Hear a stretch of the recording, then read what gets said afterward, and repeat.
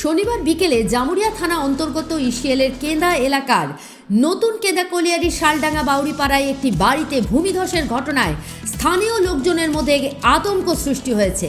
শালডাঙ্গার বাউরিপাড়ায় হঠাৎই ভূমিধসের ঘটনায় আতঙ্কিত হয়ে বাড়ির ভেতরে রাখা জিনিসপত্র বের করে নেয় পরিবারের লোকজন। এ বিষয়ে সুনীতি অলিভার জানান, শনিবার বিকেলে তিনি যখন তার সন্তানকে জামা কাপড় পরাচ্ছিলেন তখন হঠাৎ করে মাটি ধসে পড়ে। এরপর ধীরে ধীরে গুহার পরিধি বাড়তে শুরু করে এবং স্থানীয় শালডাঙ্গার বাসিন্দা মিঠুন বাউরি জানান, নতুন কেন্দা ওসিপিতে ব্লাস্টিংয়ের কারণে ভূমিধসের ঘটনা ঘটছে। বাড়িতে বসেছিলাম, কাপড় বাচ্চাকে পরাছিলাম, তখনই দশকে কোন আওয়াজ হলো? না, আওয়াজ মাঝে হয়নি। আওয়াজ বলতে তিনটে ব্লাস্টিং হয়েছে। একটা ঘরের ভিতরে ছোট একদম পটালের মতন নিচে চলে গেছে। ঘরে মহিলা ছিল, যে দোকানে উঠে আসছিল, যে দেখছে পাটা দিতে গেছে, দিয়ে পাটা ঢুকে গেছে ভুল করে, তো দেখছে পটল।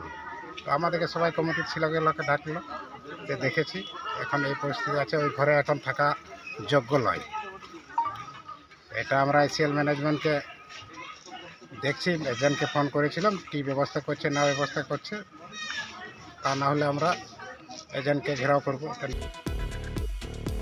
শালডাঙ্গা গ্রাম আপগ্রেডেশন কমিটির সভাপতি তমার মুর্মু বলেছেন যে ভূমিধসের ঘটনা সম্পর্কে ইসিএল ম্যানেজমেন্টকে অবহিত করা হয়েছে এবং অবিলম্বে ব্যবস্থা গ্রহণ করতেও বলা হয়েছে। উল্লেখ্য, 16 বছর আগে 16ই ডিসেম্বর 2008 সালে দক্ষিণ কেদার মুক্ত প্রাথমিক বিদ্যালয়ে ভূমিধসের ঘটনা ঘটে। শতাধিক ঘরবাড়ি সম্পূর্ণরূপে ক্ষতিগ্রস্ত হয়েছে। এই ঘটনার পরে আতঙ্ক সৃষ্টি হয়েছে গোটা এলাকায়। Bureau report, activist Bangla, Jamuria.